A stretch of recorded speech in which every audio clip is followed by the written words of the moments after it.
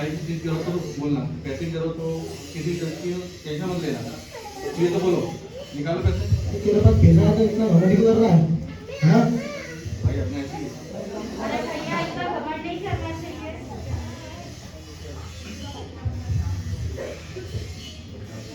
कहाँ जा रहे हो? ऐसे घर में जाते जाओ, बैठ जाओ थोड़ी देर कहाँ जा रहे हो?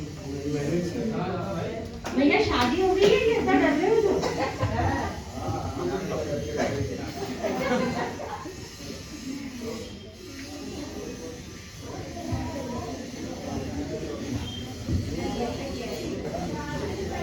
अरे भैया यहाँ क्यों बैठे हो? यहाँ क्यों बैठे हो? आलसी हो? फिर वहाँ सुबह वहाँ कैसे बैठते होगे?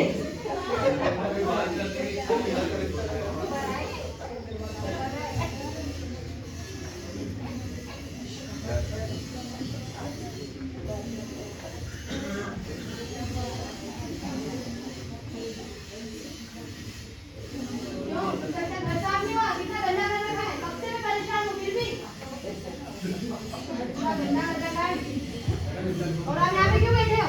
यहाँ पे बैठने की जगह है क्या? पीछे बैठना चाहिए ना। भैया इतना क्रोध क्यों कर रहे हो? यहाँ कोई खड़े नहीं की जगह है।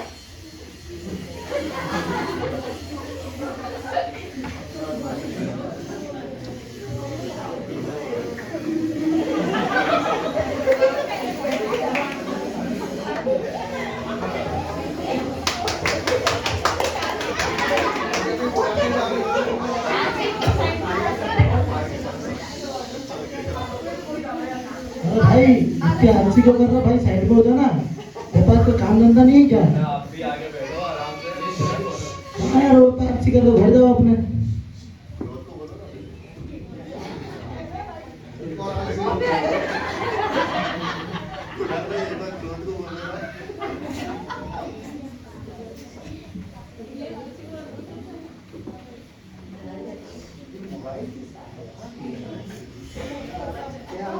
मेरा तो नहीं है।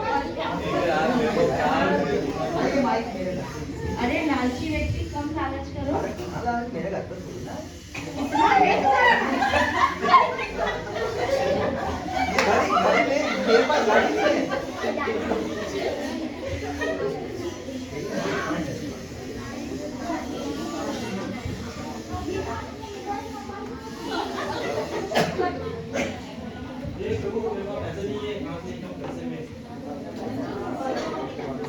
अरे कहाँ जा रहे हो तनाव में? आप तो बैठो कम से कम, बातें करो कि आगे क्या करोगे। एक बात तो मैं तो भी तनाव में हो।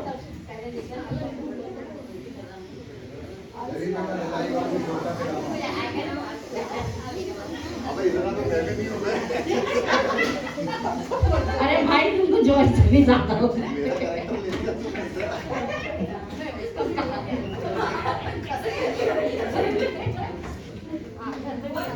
तुमको समझ में नहीं आता है? इन बच्चों को मेरे घर के सामने से निकालो बाहर। कितने गंदे सूखे हैं? निकाल इनको बाहर। और दिखना नहीं चाहिए मुझे। तुम खुद से क्या देख रहे हो? तुम उनसे गंदे तो तुम दिख रहे हो। तुम देखो तुम कैसी हो? साड़ी पहनी हो। ऐसे लोगों को मेरे घर में बताने की क्यों निकाल इनको? ये बोला था भैया। मैं पता है मुझे पता नहीं है ये लोग। वॉचमैन जल्दी निकालो इनको। और ये कौन है? तुम क्यों बीच में बैठे हुए हो? ये मेरा घर है, तुम्हें समझ में नहीं आता? ऐसे लोग मुझे पसंद नहीं है। निकलो यहाँ से।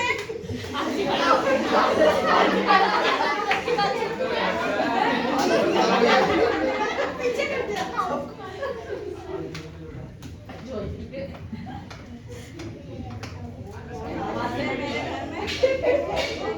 फिर बैठ गया।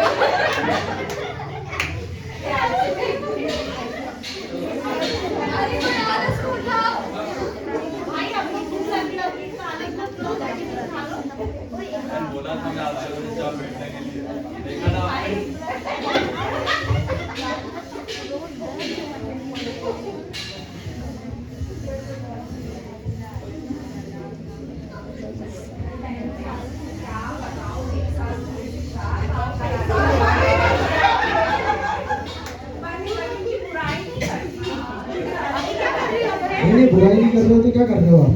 अच्छा ही पता और मेरी नाना तो मेरे से नया जलती है ना जलती है क्या ये बुराई नहीं क्या करना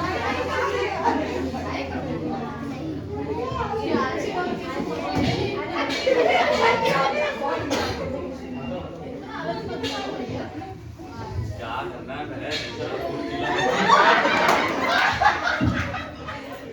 पहले एक दिन सबको सोना ही है परमेश्वर में अभी सो जाओ।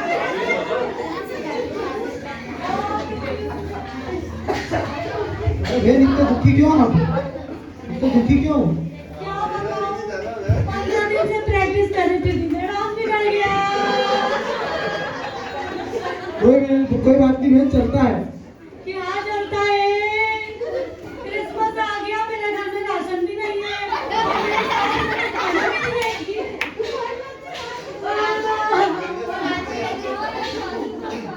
क्या बताऊं बहुत मुझे बहन मेरे जीवन अरे वो आलसी है कि मैं चले मैं क्या अपना बाटू में खाना है पर खिलाने वाली नहीं है।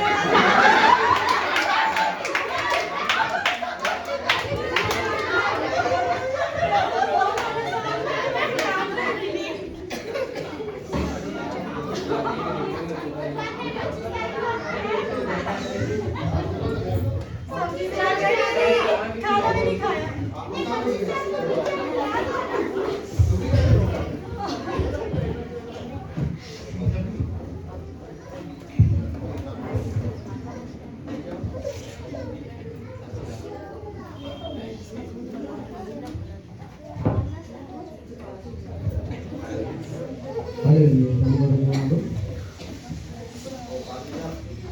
भाई आप इतने घमंड से कैसे आ रहे हो? वहाँ पे आप क्या प्रभु के वचनों को फॉलो नहीं कर रहे क्या? आप तो प्रभु के मतलब से भक्त हैं, आप प्रभु के चर्च में डेली जाते हो, तो आप इतना घमंड क्यों कर रहे हो? सब छोड़ो, आपको किस चीज़ की दिक्कत हो बताना मेरे को। कहना चाहिए किस चीज़ की जरूरत हो आप बता अपने नहीं नहीं नहीं, प्रभु के अनुग्रह प्रभु की दया से मेरे पास प्रभु का वचन है, तो मेरे पास किसी चीज़ की कमी नहीं है। आइए मैं आपको परमेश्वर का एक वचन देता हूँ, जिसे आप फॉलो करना अपने जीवन में, तो प्रभु आपके घमंड को दूर करेगा। ऐसा तुम्हें कैसे हो सकता है? यस, वाक्य में हो सकता है। तो मैं प्रभु का आपको वचन सुनाता हूँ, एक याकूब उसके 4:10 अध्याय में प्रभु का वचन कहता है, प्रभु के सामने दिन बनो तो वह तुम्हें शिरोमणि बनाएगा। हालेलुया। तो आइए मैं आपको ये प्रार्थना करता हूँ, तो प्रभु आपके मन को बदलेगा।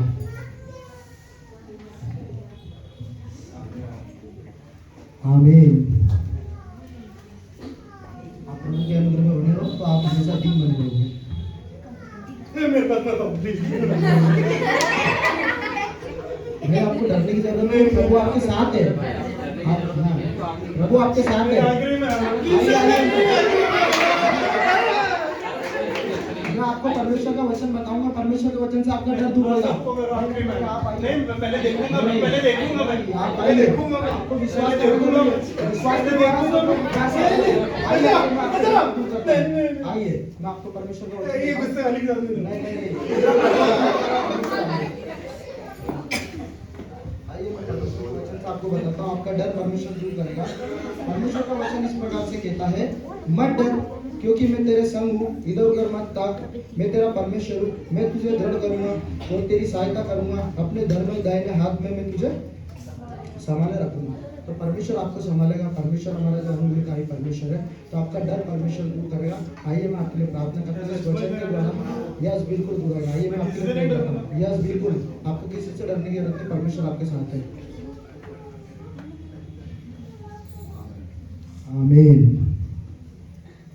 और आप हमेशा आनंदित रहे, परमेश्वर के हमेशा आपको डरने की आवश्यकता नहीं है। परमेश्वर का वचन आपके साथ है, आपको किसी को डरने की है। बिना आप इतना क्रोध क्यों कर रहे हैं? मैंने देखा कि आप वहाँ से जब आए थे क्यों नहीं सुना आपको वचन? प्रभु के अनुग्रह में अगर आप चलोगे तो परमेश्वर आपके क्रोध को शांत करेगा, परमेश्वर आपको नम्र और दीन बनाएगा। आइए मैं आपको परमेश्वर का वचन बताता हूँ। परमेश्वर के वचन के अनुसार आपका मन जो है शांत होगा। आइए उसके 15-11 अध्याय में परमेश्वर का कहता है, मैंने ये बातें तुमसे इसलिए कही है कि मेरा आनंद तुम में बना रहे और तुम्हारा आनंद पूरा होगा। तो आप परमेश्वर के वचन अगर पढ़ेंगे तो परमेश्वर के वचन के द्वारा आपका जो आनंद है वो पूरा होगा। आइए मैं आपके प्रार्थना करता हूँ, वचन आपके जीवन में काम करेगा। आमीन।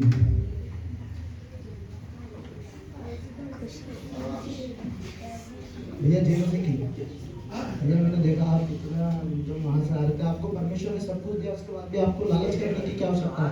भैया पास वाले के घर में तो आ रहे हैं। परमेश्वर आपको भी देगा। आप परमेश्वर के वचन को फॉलो करते हैं? क्या आप परमेश्वर के वचन को मानते हैं? क्या आपने परमेश्वर को ग्रहण किया? आइए मैं आपको परमेश्वर का वचन देता हूँ। परमेश्वर का वचन को जब आप फॉलो करोगे, ग्रहण करोगे, तो परमेश्वर आपकी सारी चीज़ों को पूरी करेगा। क्योंकि परमेश्वर जो हमारा देने वाला परमेश्वर है। परमेश्वर का वचन कितना मांगने को दिया जाएगा, जिसको तो पाओगे। तो हमें किससे मांगना चाहिए? परमेश्वर से। आइए मैं आपको परमेश्वर का वचन देता हूँ, इसके द्वारा आपका परमेश्वर सारी चीज़ें पूरी करेगा। इस संसार में धनवानों को आज्ञा दे कि वे अभिमानी न हो और चंचल धन पर आशा न रखे, परंतु परमेश्वर पर जो हमारे दुख के लिए सब कुछ बहुतायत से देता है। तो परमेश्वर को हमें देने वाला है। परमेश्वर ने हमें सब कुछ दिया है। तो आपको लालच करने की आवश्यकता है। अगर आपको किसी चीज़ की आवश्यकता है तो आप किससे मांगोगे? परमेश्वर से मांगोगे। आइए मैं आपके लिए प्रार्थना करता हूँ कि वचन आपके जीवन में काम करेगा। आमीन।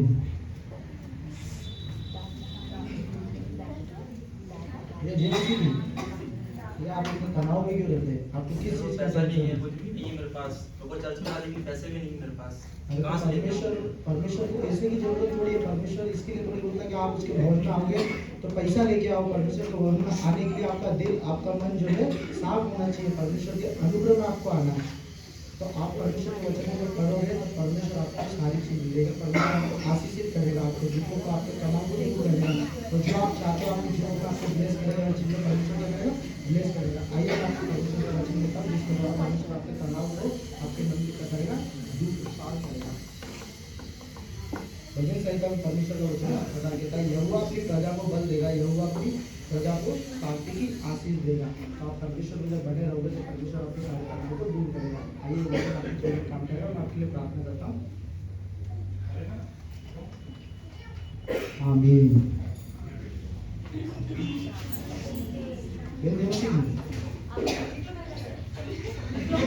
निकलो मेरे घर से, मैंने बोला ना मुझे कोई पसंद नहीं है। देखो बहन, ऐसा है कि आप परमेश्वर के वचन, मैं एक पादरी हूँ और मैं परमेश्वर के वचन का प्रचार करता हूँ। मैंने आपको बुलाया है क्या? बहन आपको भी बुलाया, पर मैंने देखा भी जब आप वहाँ से आ रहे थे तो आप लोगों के ऊपर इतना क्रोध, मुझे नहीं है इतना पसंद, मुझे करते। कोई भी पसंद नहीं है। आपको किसी ने बताया कि आपके, पसंद नहीं है, मुझे नहीं। आपने किसी ने आपको बताया कि आपका भी कोई मन बदल सकता है, आपको नफरत जो आप करते हैं वो दूर हो सकती है? किसी ने बताया आपको कभी? लोग ही ऐसे। लोग ऐसे नहीं है, आप ऐसे हो। आपको किसी ने वचन बताया परमेश्वर?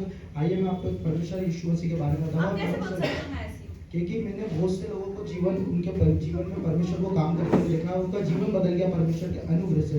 जब वो परमेश्वर के वचन पे चलते हैं तो उनके जीवन में उद्धार मिलता है, वो उद्धार की प्राप्ति करते हैं। तो इससे आपका जीवन भी बदलेगा। आप भी नफरत को दूर करके प्रेम का अपने मन के अंदर लाओगे, भावना आपको होगा। पता है मैं चर्च में कितना दान देती हूँ? मैं कितने दान लोगों को कितना दान देने से परमेश्वर प्रेम नहीं करता। आप लोगों की बुराई करते हो, आप नफरत करते हो लोगों से, तो परमेश्वर आपको कभी भी आशीषित नहीं करेगा। आइए मैं आपको परमेश्वर का वचन देता हूँ, जिससे आपको परमेश्वर प्रेम सिखाएगा। क्योंकि परमेश्वर ने जगत से ऐसा प्रेम रखा कि उसने अपना एक लौता पुत्र दे दिया, ताकि जो कोई इस पर विश्वास करे वह नाश न हो परंतु अनंत जीवन पाए। आपको पता परमेश्वर ने अपना एक लौता पुत्र दे दिया था हमारे लिए। तो ये वचन आपके जीवन में काम करेगा। आप इस वचन को फॉलो करो। आइए मैं आपके लिए प्रार्थना करता हूँ। आमीन। जय मसीह की। मैंने देखा कि आप लोग वहाँ से आ रहे थे तो आप अपने रिलेटिव के बारे में कुछ, अपनी सास और ननद के बारे में बुराई करते थे। आपको पता है मुझसे घर से आ रहे हैं, उनके बारे में कुछ पता चला? हमें परमेश्वर हमें ये नहीं सिखाता कि आप लोग किसके वहाँ से आ रहे हैं, क्या कर रहे थे। परमेश्वर ये जानता है कि अपने जीवन में अपन क्या कर रहे हैं, अपने जीवन में हम क्या काम करते हैं। तो परमेश्वर उस चीज़ को देखता है। परमेश्वर दूसरों से हमारी तुलना नहीं करता। जो आप परमेश्वर के वचन पे चलोगे तो परमेश्वर आपको अनंत जीवन देगा, दूसरे को नहीं देगा। आइए मैं आपको परमेश्वर की बात बताता हूँ, जिससे आप परमेश्वर के अनुग्रह में बढ़ेंगे। परमेश्वर का वचन इस प्रकार कहता है, और एक दूसरे पर कृपाल और करुणामय हो, और जैसे परमेश्वर ने मसीह में तुम्हारे अपराध क्षमा किए हैं, वैसे ही तुम भी एक दूसरे के अपराध क्षमा करो। तो अपराध क्षमा करने का मतलब ये है कि परमेश्वर को नम्र बनना। आप जब किसी के लिए बुराई करोगे तो आप क्या कहलाओगे? अपराधी कहलाओगे। तो जब आप अपराध क्षमा करोगे तो आप किसी की बुराई कभी ना करोगे। आइए मैं आपके लिए प्रार्थना करता हूँ। आमीन। पादरी साहब शायद पड़ोस के घर से आगे बाप रे, फिर मतलब मेरे घर पे तो चाय वाय भी बनाना इस उम्र में कहाँ बनाऊंगा मैं। लेकिन आप इतना दुखी क्यों हो? आप मेरे पास क्यों आए मेरे को जानने के लिए? देखो परमेश्वर ने वचन दिया है, दुख दूर करता है परमेश्वर। जब परमेश्वर के साथ हम चलते तो परमेश्वर ने हमको आत्माओं को बचाने का वरदान दिया है। तो हमें आपको जो है आपके दुख दूर करने के लिए परमेश्वर ने बहुत सारी आज्ञाएं दी है। तो हम भी आपको परमेश्वर के वचन के बारे में बताएंगे तो आपका दुख दूर होगा। जब जीवन में सुख होना तो दे देना बहुत अच्छा लगता है, मेरे दुख को आप नहीं जानते हो। आपने कभी परमेश्वर का वचन पढ़ा? आप परमेश्वर के भवन में कभी गए? मेरे दुखों से फुर्सत मिला तो वचन देखो ना। अब आपको परमेश्वर का वचन सुनिए। आपको मैं परमेश्वर के वचन के बारे में बताऊंगा, परमेश्वर आपका दुख दूर करेगा। आइए मैं आपको परमेश्वर के वचन के बारे में बताता हूँ। यूहन्ना 16 अध्याय के 22वें पद में परमेश्वर का वचन इस प्रकार कहता है, उसी प्रकार तुम्हें भी अब तो शोक है, परंतु मैं तुमसे फिर मिलूंगा और तुम्हारे मन आनंद से भर जाएंगे और तुम्हारा आनंद को तुमसे कोई छीन न सकेगा। तो परमेश्वर का वचन इस प्रकार से कहता है कि परमेश्वर हमारे लिए मारा गया, गाड़ा गया। अब परमेश्वर के वचन के अनुसार परमेश्वर वापस से इस संसार में हमें लेने आएगा। तो आपको ये विश्वास रखना है, आपको परमेश्वर के इस वचन को फॉलो करना है, तो परमेश्वर आपकी सारी दुखों को दूर करेगा। आइए मैं आपके लिए प्रार्थना करता हूँ, परमेश्वर आपके जीवन में वचन काम करेगा। आमीन।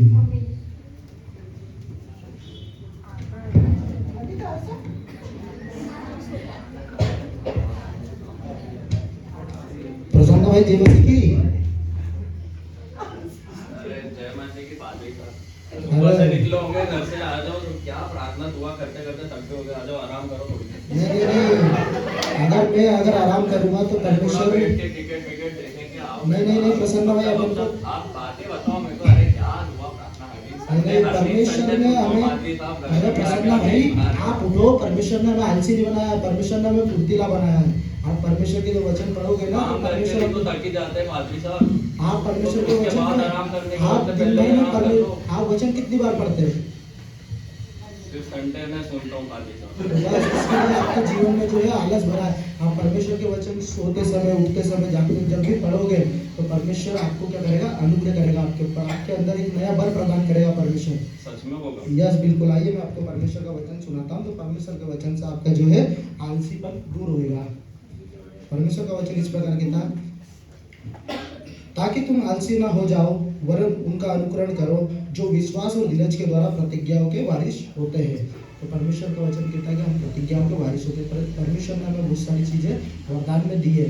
तो प्रसन्न भाई आपको भी परमेश्वर ने जो है परमेश्वर का प्रचार करने के लिए, परमेश्वर के अनुग्रह में लोगों को चंगाई देने के लिए, परमेश्वर के कामों को आगे बढ़ाने के लिए जो है बनाया है। आइए मैं आपके लिए प्रार्थना करता हूँ, वचन आपके जीवन में काम करेगा। आमीन।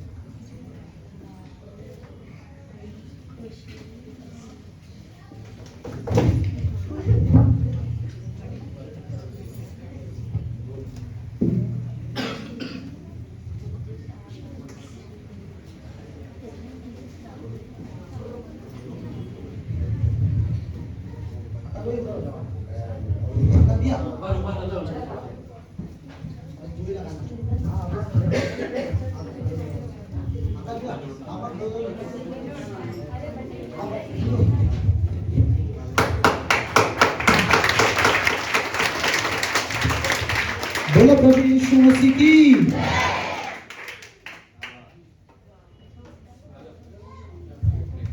वैसे हमारा जीवन भी जब हम परमेश्वर को, यीशु मसीह को मानने से पहले जितनी भी हमने गंदी चीजें देखी थी वो सब हमारे अंदर थी।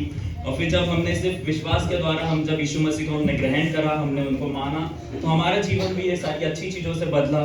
और फिर क्योंकि हम स्टिल अभी हम इंसान ही हैं, तो हो सकता है कि हमारे वापस स्वर्ग में जाने तक या हमारे एंड लाइफ का खत्म होने तक हम वापस से जो गंदी चीजें थी वो सारी चीजें हमारे लाइफ में वापस आ सकती हैं और हम खुद भी गिर भी सकते हैं उन सारे टेम्पटेशंस में। लेकिन क्योंकि हम परमेश्वर के अब बच्चे हैं तो हमें वापस उसमें गिर के हमें वहीं पे एक सुअर की तरह जैसे वो कीचड़ में ढूंढ के वापस वहीं पे एंजॉय करता रहता है, हमें हमारे पुराने पापों में या पुराने जीवन में हमें वैसे ही पड़े नहीं रहना है, लेकिन हमें बाहर निकलना है। और जैसे कि हमारा एक जो जीवन का ग्राफ जैसे ईसीजी अगर हम देखें तो ऊपर नीचे होता है, तभी वो रहता है कि वो जिंदा है। तो ऐसे ही हो सकता है हमारे विश्वासी जीवन में हम ऐसा अप एंड डाउन्स को फेस कर रहे हो, लेकिन इससे ना हमारा ग्राफ हमेशा ऊपर की तरफ ही जाना चाहिए, ना कि हम नीचे की तरफ जाए।